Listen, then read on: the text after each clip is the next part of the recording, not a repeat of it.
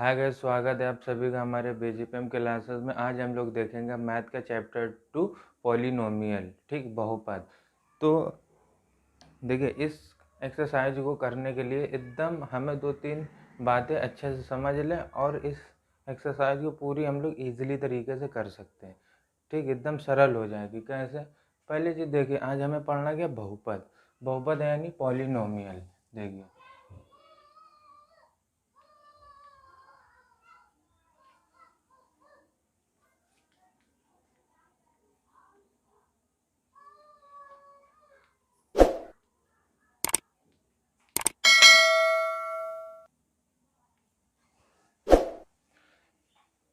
ठीक है, आज हम लोग क्या करेंगे, आज हम लोग बहुपद पढ़ेंगे। ठीक, बहुपद हमारा क्या, बहुपद को पढ़ने से पहले हमें 2-3 चीज़ें पढ़ना और समझना बहुत ही ज़रूरी है। अगर आपने 2 और 3 चीज़ें अगर नहीं समझी, नहीं पढ़ी, तो आपको रटने से कोई फ़ायदा नहीं है। देखिए, जब आप समझ के चलेंगे तो तब आपको समझने में और पढ़ने में और दूसरे को पढ़ाने में अच्छा लगेगा। तो देखो, बहुपद की शुरुआत हुई कहाँ से? बहुपद हमारा क्या है? ये बहुपद जो है, 2 वर्ड है, ठीक, 2 वर्ड है। एक तो बहुत सारा है और कई सारे पद है। एक होता है बहुवचन और एक होता है एक वचन। तो यहाँ पे कई एक एक वचनों को जोड़कर इन्होंने क्या कर दिया है, बहुपद बना दिया है। तो यहाँ पे सबसे पहले बहुपद को समझने के लिए पहले हम लोग किसको समझेंगे, ये हमारे चर को और एक दूसरा हमारा अचर को। ठीक, आपने चर और अचर हमेशा पढ़े हैं, हमेशा आपने पढ़ा है कि ये हमारी संख्या चर है और ये हमारी संख्या अचर है, लेकिन कभी आपने उस पर गौर नहीं किया। गौर आप आज करेंगे जब आपको पता चलेगा चर और अचर से हमारा ये पूरा बहुपद बन गया। बहुपद कितना बड़ा बन गया, देखिए। चर हमारे क्या होते हैं और अचर क्या होते हैं? चर हमारे वे होते हैं जो कभी निश्चित नहीं होती हैं। अगर जैसे मान लीजिए एक मान अभी 3 आया है, तो अगर दूसरा मान धर दें तो उसकी कुछ पावर बदल दें, कुछ भी कर दें, तो एक्स ए का मान 9 भी आ सकता है। अगर एक्स का मान 4 आया है, अगर थोड़ा सा उसमें बदलाव कर दें तो वो 10 भी आ सकता है। तो जो एक्स की वैल्यू है, जो चर है, वो हमारा कभी क्या निश्चित नहीं होता। जो अचर है वह हमारा निश्चित संख्या है। ठीक, जैसे 3 है तो वो 3 रहेगा। अगर किसी भी कंडीशन में उसको रखा जाए 3 को, तो वो 3 ही रहेगा, वो 4 नहीं हो जाएगा। तो इस तरीके से हम इसको समझेंगे। देखिए, चर हमारी क्या होती हैं, ए, बी, सी, डी, डी और एक्स, वाई, जेड और भी पूरी ABCD होती हैं। ठीक, और अचर क्या होती है हमारा, 0, 1, 2, 3, 4, ये हमारा अचर होता है। ठीक, अब क्या करें, बहुपद हमारा कहाँ से बना? इस अचर, चर और अचरी से हमारा बहुपद बना। और बहुपद का नाम कहाँ से लिया गया, ये भी देखिए। अगर हम चर और अचर का गुणा, जोड़, घटाना करते हैं तो हमारा क्या बनता है, बीजीय व्यंजक बनता है। ठीक, चर और अचर को जोड़ने घटाने पर हमारा क्या मिलता है, क्या बनता है, बीजीय व्यंजक बनता है। देखिए, अगर हम चर और अचर को जोड़ते हैं, घटाते हैं या गुणा करते हैं, देखिए अगर गुणा कर देते हैं हम, अगर यहाँ पे हमने क्या एक्स ले लिया, ठीक, एक्स ले लिया, गुणा किया हमने किसका, 2 का कर दिया, 3 का कर दिया, 3 का कर दिया। इन दोनों का जब गुणा करेंगे तो ये 3x हो जाएगा। ये 3x होगा, ये 3x हमारा क्या कहलाएगा, ये 3x हमारा बीजीय व्यंजक कहलाएगा, बीजीय व्यंजक। ये 3x हमारा क्या कहलाएगा, बीजीय व्यंजक। और ये बीजीय व्यंजक जो है, बीजीय व्यंजक के अंतर्गत क्या आता है, बहुपद आता है। ठीक, बीजीय व्यंजक के अंतर्गत हमारा क्या आता है, बहुपद आता है। ठीक, इस बहुपद के अंदर इस 3x को हम लोग कुछ और कहते हैं। अगर मान लीजिए बहुपद में अगर हम देखें इस 3x को, तो इस 3x को हम क्या कहेंगे बहुपद में, इसको हम लोग कहेंगे एकपदी। ठीक, एकपदी। बहुपद में इसको कहेंगे एकपदी। चर और अचर के गुणनखंड में इन दोनों को हम लोग क्या कहेंगे, बीजीय व्यंजक। और बीजीय व्यंजक के अंतर्गत क्या आता है, बहुपद। और बहुपद के अंतर्गत 3x को हम लोग एकपदी कहेंगे। अगर एक काम कीजिए, अगर इन्हीं दोनों को क्या कर दें, गुणा तो हो ही रहा है, जोड़ भी दें। ठीक, अगर जोड़ भी दें, चलिए 3x + 2 कर दें। ठीक, तो अब बहुपद के अंतर्गत ये क्या आएगा, बहुपद के अंतर्गत ये हमारा क्या हो जाएगा, 3x + 2 कर दें, तो ये बहुपद के अंतर्गत ये क्या हो जाएगा, दो पदी। क्योंकि एक पद हमारा ये है और एक पद हमारा ये है, तो एक और एक पद मिलके हमारे दो पद हो जाएंगे, तो ये हमारा द्विपदी हो जाएगा, द्विपदी। ठीक, द्विपदी हो गए। अगर इसी में हमने जोड़ा, ठीक, अब इसी में एक और घटा भी दें। ठीक, अगर मान लो इन्हीं दोनों को जोड़ दिया, गुणा भी कर लिया हमने, प्लस भी कर दिया, और क्या किया, घटा भी दिया। चलो, अब घटा भी दिया तो इस बीजीय व्यंजक के अंतर्गत बहुपद आता है। बहुपद में हम लोग इस 3x को क्या कहते हैं, एकपदी, और दो पद हैं तो हम द्विपदी कहेंगे। अब यहाँ पे हमने क्या कर लिया, तीन पद ले लिए, गुणा भी कर दिया, जोड़ भी दिया, घटा भी दिया, तो अब हम इसको क्या कर लेंगे, त्रिपदी। ठीक, 3x + 2 - 1, तो इसको अब हम क्या कहेंगे, त्रिपदी। ठीक, इसको हमने कहेंगे त्रिपदी। इतना समझ में आ गया।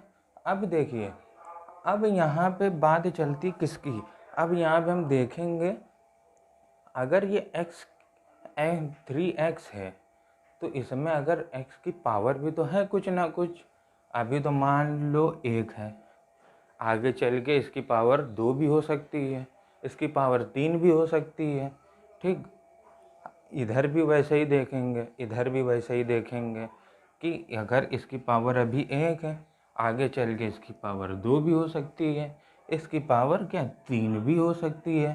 तो अब हम इस पावर को पढ़ेंगे, पावर को समझेंगे। देखिए, पावर को समझने के लिए क्या करेंगे, अगर मान लीजिए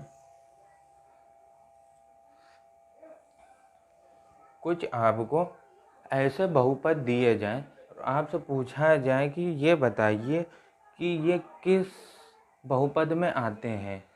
ठीक, बहुपद देगा लेकिन आपसे ये भी पूछेगा ये किस बहुपद में आते हैं। तो देखिए, जैसे हम 2-3 एग्जाम्पल लिख देते हैं। पहला x + 3, एक लिख देते हैं x² + 3 x + 1, ये दे दिया x की पावर 3 +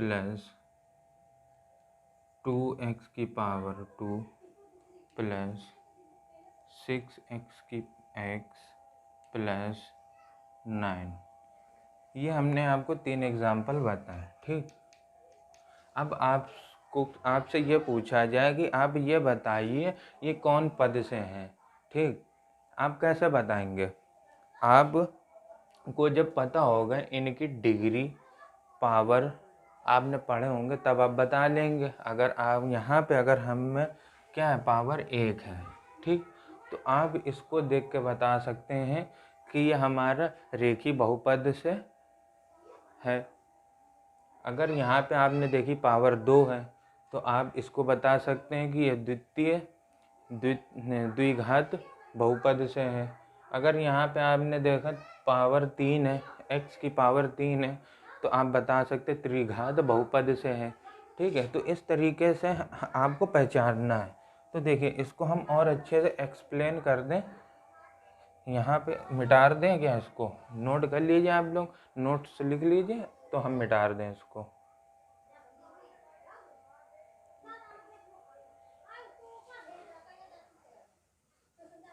देखिए अब हम लोग क्या डिग्री की बात करेंगे। ठीक है, डिग्री कैसे पहचाने। देखिए बहुपद हमारे क्या 3 प्रकार के होते हैं।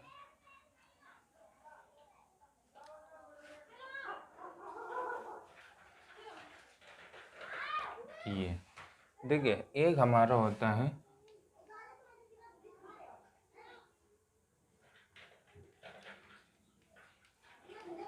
रेखिक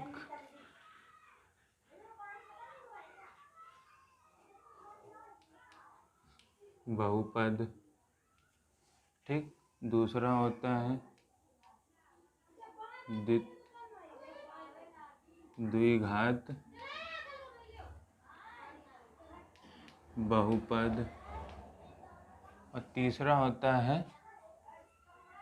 त्रिघात बहुपद। ठीक, पहला क्या होगा बहुपद हमारा, रेखीय बहुपद होगा, दूसरा द्विघात बहुपद होगा, तीसरा हमारा त्रिघात बहुपद होगा। ठीक, अब देखिए पहले पहले जो है जो रेखीय बहुपद है उसमें कौन कौन से एग्जाम्पल आएंगे ये हम बता दें आपको। जैसे मान लीजिए कि ये x + 2 है, ठीक, या 2x है, या 6y + 1/2 है, या √3y + 9 है। ये हमारे जो होंगे जिनके ऊपर घात, जिनके ऊपर x की घात क्या पावर क्या 1 होगी, ये हमारे रेखीय बहुपद में आएंगे।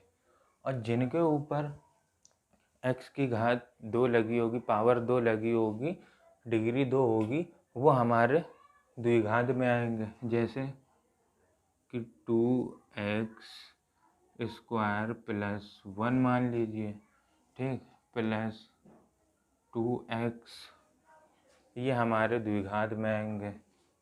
या आप ले लीजिए √3x² + 9, ये भी होगा। और ले लीजिए 6y² + 3y + 1, ये भी हो जाएगा। और ये ले लीजिए 3x + 1/2y + 8, ये भी हमारा द्विघात में आएगा। ये हमारा हमने 2-3 एग्जाम्पल बता दिए, कुछ इस तरीके से आ सकते हैं। और त्रिघात के देख लेंगे। त्रिघात में हमारे क्या आएंगे, जैसे देखिए 2 - x⁻3, ठीक, या 6x⁻3 + 2x⁻2 + 9x + 6, या ये होगा। या तो ये हो जाएगा √9y⁻3 + 8, ऐसे करके कुछ हमारे ये बहुपद एग्जाम्पल दिए। एग्जाम्पल आप किताब से भी लिख सकते हैं, मैंने अपने मन से लिख दिए। ठीक, ये हमारे पहचान है। अगर x की डिग्री, x की पावर 1 है तो वो हमारा रेखीय बहुपद होगा। अगर x की पावर 2 है तो वो द्विघात बहुपद होगा। अगर x की पावर 3 है तो वो हमारा त्रिघात बहुपद होगा। ठीक, हम एक लाइन लिख दें तीनों के लिए, ठीक है। x के px में चर x की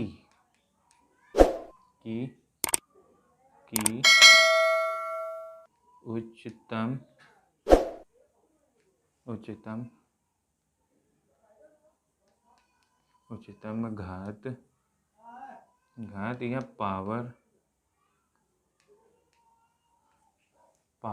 को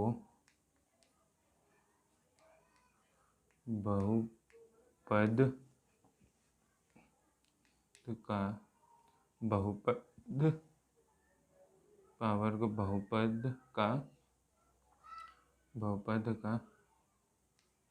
घात या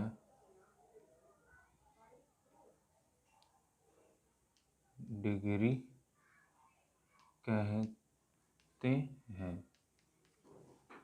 ठीक, ये लाइन तो हमारी क्या हो गई, सभी तीनों के लिए। अब इसकी एक डिफिनेशन लिख देते हैं, इसकी और एक इसकी। देखिए,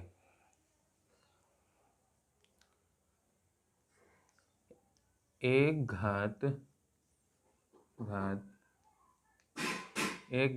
के बहुपद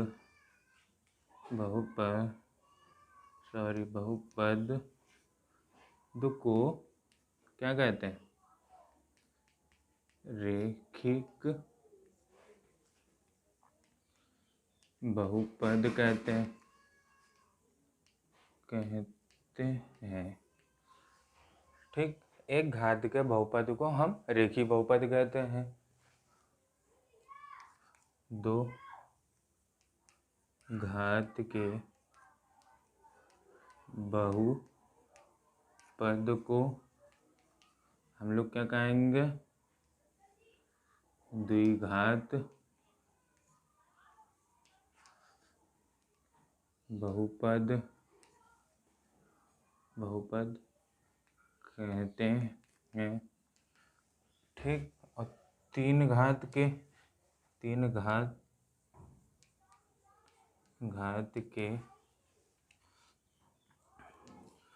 बहुपद को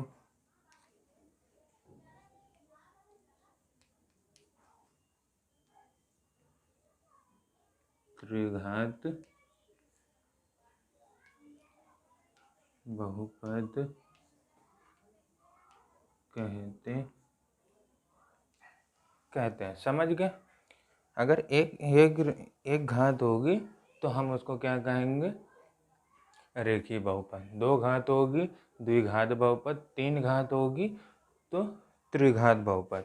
अब यहाँ पे एक चीज हम आपको बता दें, अब बहुपद का वास्तव रूप होता क्या है।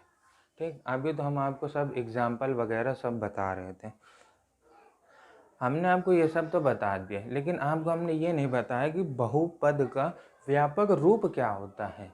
ठीक है, देखो ये सब जो मैंने आपको बताया ये सब एग्जाम्पल बताया, ठीक, लेकिन बहुपद का हमने रूप नहीं बताया।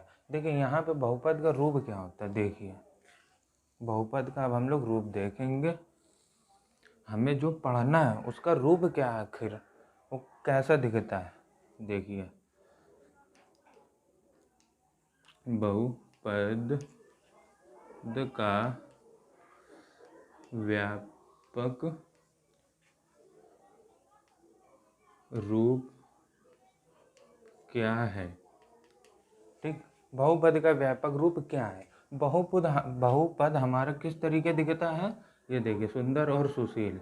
ये X square plus B X plus C, ये हमारा बहुपद हमारा व्यापक रूप में है। असली बहुपद हमारा जो है एक्चुअल में दिखता है वो हमारा ये दिखता है, A X square plus B X plus C, ये दिखता है। और ये देखिए आप एक बात हमेशा आप ध्यान रखिए, ये जो हमारे ए बी सी ये जो हैं ये हमेशा क्या वास्तविक संख्या लाएंगे। ठीक है, क्या लाएंगे, हमेशा वास्तविक संख्या में होंगे। जो बहुपद के जो गुणांक हैं, हमारे बहुपद के जो गुणांक हैं ए बी सी, वो हमेशा क्या वास्तविक संख्या में रहेंगे। देखिए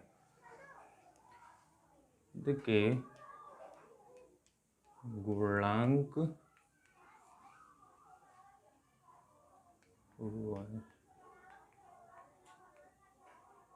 वास्तविक संख्या में होंगे। ठीक, जो हमारे जो ए बी सी के जो गुणांक है, बहुपद के जो गुणांक है, वो हमेशा क्या रहेंगे वास्तविक संख्या में।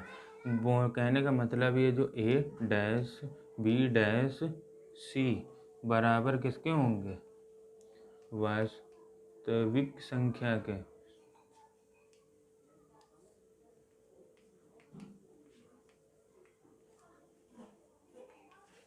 ठीक, ये भी जो चीज़ यहाँ पे वही चीज़ हम यहाँ भी लिख सकते हैं।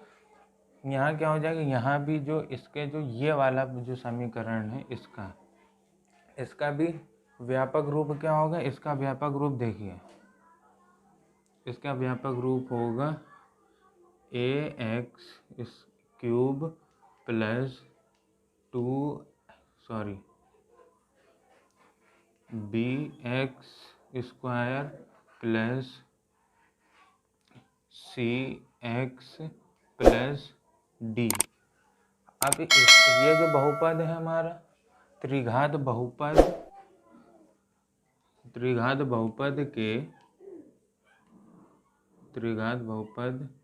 के जो गुणांक हैं वो भी क्या होंगे, वास्तविक संख्या होंगे।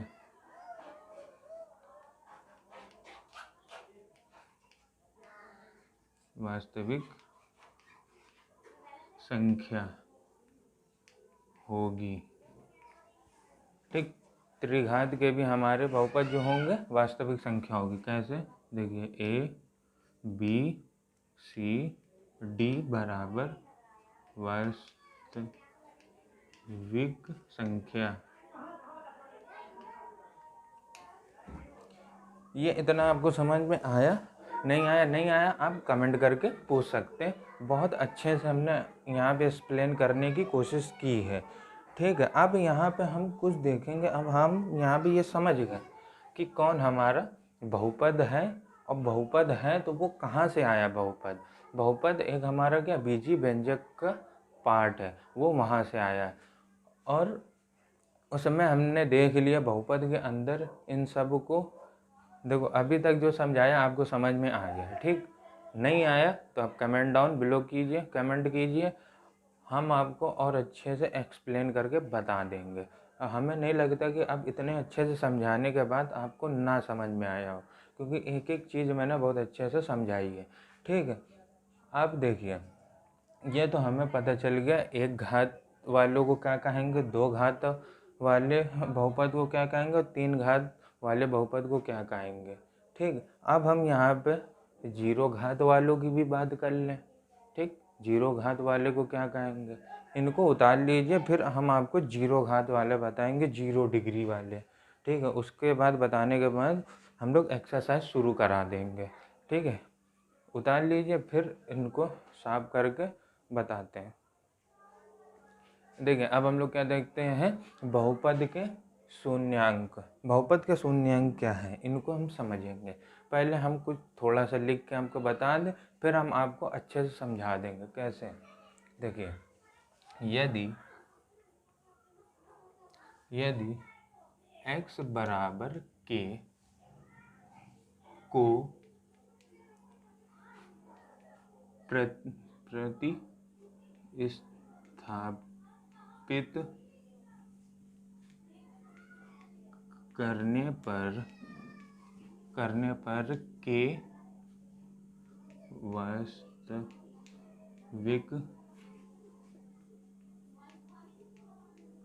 संख्या है।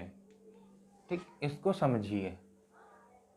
यदि x इक्वल टू k को प्रतिस्थापित करने पर k जो आएगा वो हमारा क्या होगा, वास्तविक संख्या होगा। इतना आपको समझ में आया। अब आगे देखिए,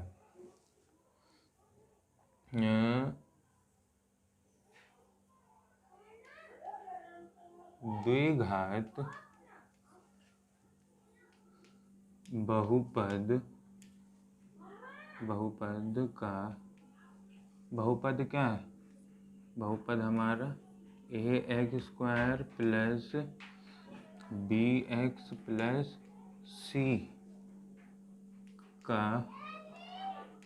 मान क्या हो जाता है, शून्य हो जाता हो तो शून्य हो जाता हो तो अब देखिए क्या हमने कहा, द्विघात बहुपद, ठीक, द्विघात बहुपद ये हमारा ax² plus bx plus c का जो मान है शून्य हो जाता हो, तो जो x की संख्या होगी वही हमारा शून्य बहुपद कहलाएगा। देखिए, तो वास्तविक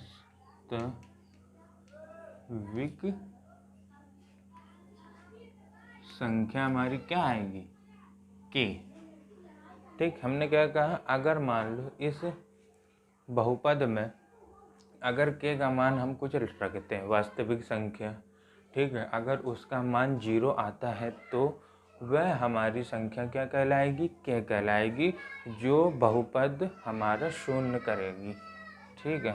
अब यहाँ लिख सकते हैं k को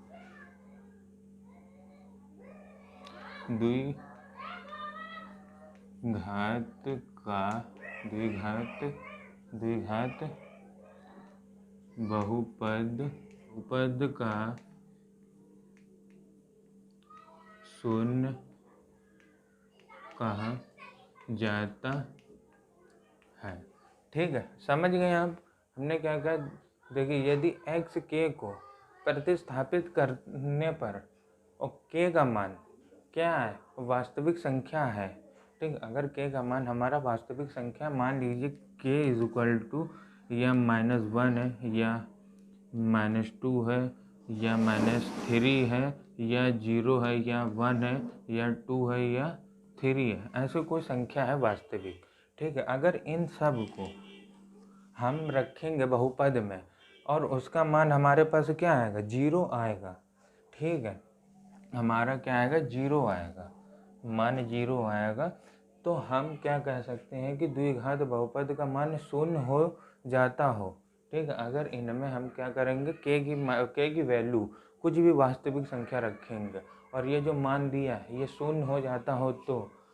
तो वास्तविक संख्या k को द्विघात का बहुपद का शून्यांक कहते हैं। समझ गए। अगर देखिए एक बार और समझा दें, जैसे ये ax plus bx plus c है, ठीक, और k हमारा क्या है, वास्तविक संख्या =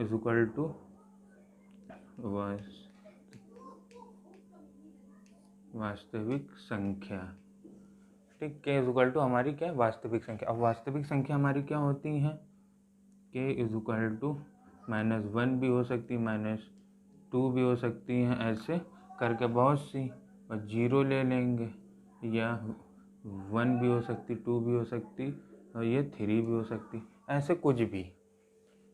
और इन्हीं वैल्यू को, ये वास्तविक संख्याओं को इस मान में रखने पर, ठीक, देखिए इस मान में मान 0 हो जाए तो इस मान में अगर हमने ये -1 रखा या 2 रखा या 3 रखा, ये मान हमारा ये क्या पूरा अगर 0 हो जाएगा तो हम क्या इस k को क्या कहेंगे, शून्य, ठीक है। यहीं पे क्या कहा है, k को द्विघात का शून्य कहा जाएगा, k को द्विघात का शून्य कहा जाएगा। अब आप समझ गए होंगे अच्छे से। देखिए एक एग्जाम्पल लेके इसको हम समझा देते हैं। कैसे एग्जाम्पल, देखिए जैसे एक हमने क्या px ले लिया, ठीक, और बराबर 2x² माइनस x माइनस 3।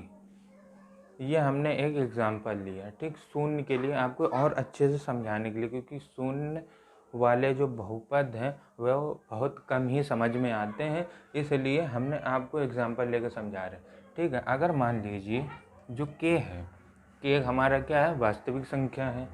वास्तविक संख्या है, अगर मान लो कि k की जगह अगर हम -1 ले लें या -2 ले लें या 1 ले लें या 2 ले लें, अगर कोई भी वैल्यू हम रखते हैं तो हमें k का मान क्या मिलता है, 0 मिलेगा।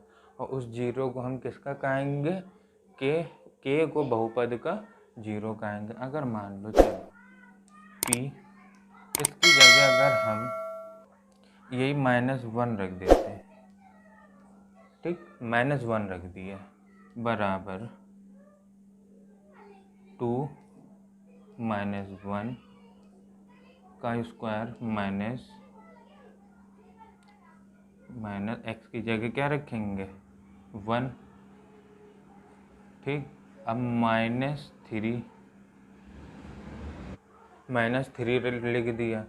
अब देखिए p के 1 बराबर ये 2 हो जाएगा, इसका स्क्वायर खोलेंगे तो इनटू में ये 1 ही हो जाएगा, माइनस इस माइनस का अंदर गुणा कर देंगे तो ये प्लस का 1 हो जाएगा, और ये -3 है ही है, और ये 1 और 1 को गुणा करेंगे 2 में तो ये 2 हो जाएगा, +1 -3, ये 1 और 2 जोड़ेंगे तो ये हमारा 3 हो जाएगा, -3 और 3 ये क्या हो जाएगा, 0।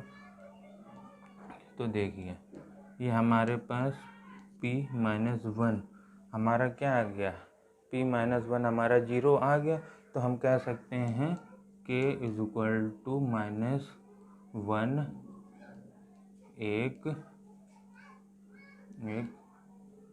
शून्य बहुपद है, ठीक। इतना आपको समझना है, ठीक है। इसको नोट कर लीजिए, बस इतनी ही बेसिक सी बातें थी आपको समझाने के लिए। अब इसके आगे हम लोग एक्सरसाइज शुरू कर देते हैं 2.1, और फिर इसकी अगली क्लास में हम लोग 2.2 देखेंगे। चलिए नोट कर लीजिए। देखिए एक्सरसाइज 2.1 क्या कह रही है, क्या बताना है इसमें। देखिए किसी बहुपद px के लिए y बराबर px का ग्राफ नीचे दिया गया, ठीक। ये ग्राफ हमें दे दिया गया है, दिए है प्रत्येक स्थिति में क्या करना है, px के शून्यांकों की संख्या हमें क्या करनी, बतानी है, ठीक। जो हमारे px है यानी x अक्ष पे जो हमारा पैराबोला काटेगा, टच करेगा, हमें उसकी संख्या बतानी है। अगर हम इस पहले वाले की बताएं, ये देखो x और ये x डैश के बीच में, ये तो हमारा पैराबोला तो है नहीं, ये हमारी एक स्ट्रेट लाइन है, ये तो हमारा पैराबोला है नहीं, ठीक। तो हमारा यहाँ से यहाँ तक पे ऐसे x अक्ष पर कोई ये टकरा रही है, बताइए। हमारा कोई ये जो अगर टकराती, मान लो ये ऐसे घूम जाती, जैसे ये घूम गई है, तो ये हमारी एक्स अक्ष को काटती, लेकिन ये हमारी लाइन स्ट्रेट जा रही है, ये हमारी एक्स अक्ष को नहीं काट रही। तो हमारी इसकी ये क्या होगी, पी एक्स शून्यांकों की संख्या क्या होगी, इसमें 0 होगी, क्योंकि ये हमारे पी एक्स को नहीं काट रहा है, ये यानी एक्स अक्ष को नहीं काट रहा है, ये सॉरी कहाँ गया, वो एक्स अक्ष को नहीं काट रहा। तो इसकी संख्या क्या होगी, 0, इसका 0 आंसर होगा, ठीक। अब देखिए दूसरे नंबर पे, ये दूसरा नंबर है, ये तीसरा नंबर है, और ये चौथा नंबर, ये हमारा पांचवा, और ये छठा, ठीक है। अब देखिए, अब इसमें हमें बताना है, इसमें हम क्या बता सकते हैं कि हमारे जो पैराबोला है एक्स अक्ष को कै बार काट रहा है, कै बार काट रहा है। देखिए ये यहाँ से आया, इसने यहाँ पे एक बार काटा एक्स अक्ष को, फिर काटने के बाद ये नीचे चला गया, फिर ये संपाती रेखा को इसने काटा। तो संपाती रेखा को हम देखना नहीं है हमें, क्यों? क्योंकि इसने हमसे क्या कहा, ऐसे एक्स अक्ष को काटेगी तो ही हम बताएंगे, ठीक है। इसने फिर क्या संपाती रेखा को काटा, तो यहाँ पे इसने कै बार कट किया, एक बार, तो इसके शून्यांक क्या होंगे, 1 होगा। अब इसमें देखें तीसरे में क्या है, अब ये पैराबोला जो है एक्स अक्ष को कै बार काट रहा है, देखिए गिनिए, 1 2 ये 3 बार काट रहा है, तो इसके शून्यांक कितने होंगे, 3 होंगे, इसके शून्यांक 3 होंगे, इसका हमारा 1 होगा, ठीक। अब इधर देख लीजिए, इधर के कै बार में काट रहा है,